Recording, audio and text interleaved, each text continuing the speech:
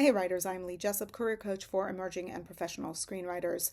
This year has been quite the roller coaster, hasn't it? We started with Screencraft, with Launchpad, with We Screenplay all shuttering. Then we had news of The Nickel changing how they're going to be accepting screenplays this year.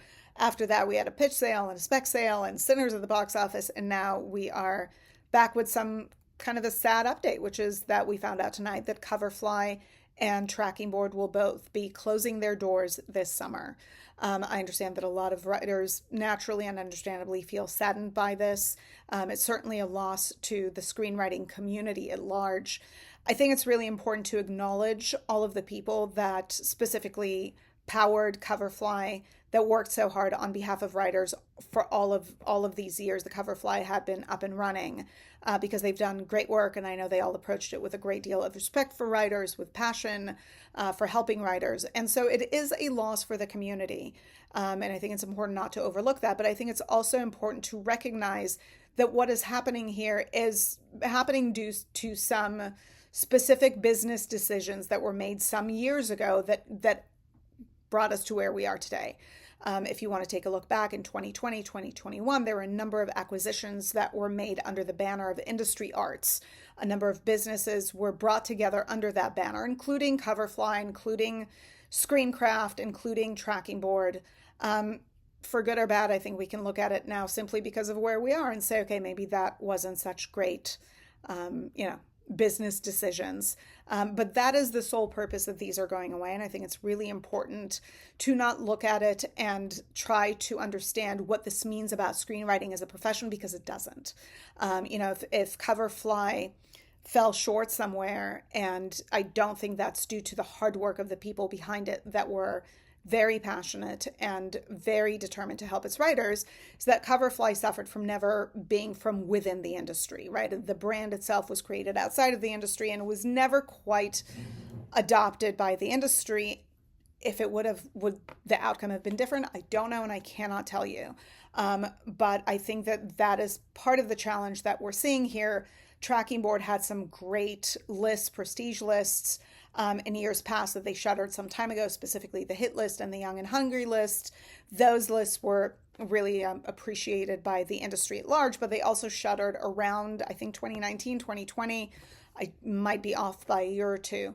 But these are purely business decisions for the business that is known as industry arts. I've seen some questions online about the Final Draft brand and Final Draft Big Break competition.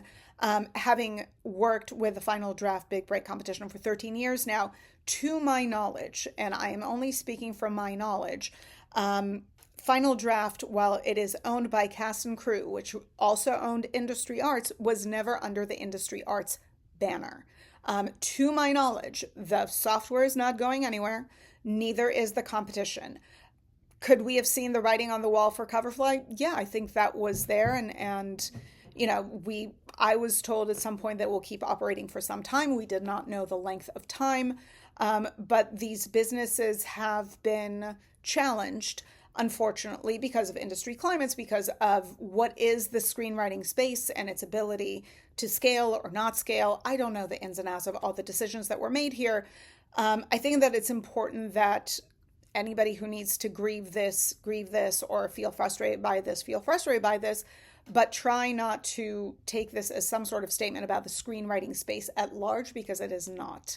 Some people are disappointed to see Tracking Board go away, because that was a great way to track specs as they were going to market, to see what jobs are out there. And they certainly did a great job. And I think it's really important to note that these closures are not happening due to the fault of any individual or any persons working for these services and these businesses, because they did do a great job and did put their all into it. And I can tell you that firsthand, because I know the people that powered these services. It is simply born of business decisions that in retrospect we can contemplate as potentially bad business decisions. To my knowledge, the Final Draft brand and the Final Draft competition not going anywhere. But again, I'm only speaking from my knowledge.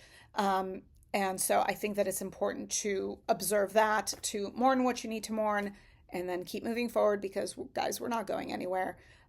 Screenwriting is still here, film is still here, TV is still here. You can argue about the state that we're in, but all of this is going to keep going, and I'll do my very best to keep you updated.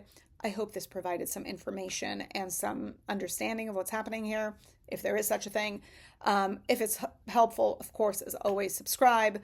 Otherwise, hopefully, better updates and more news coming soon. Bye.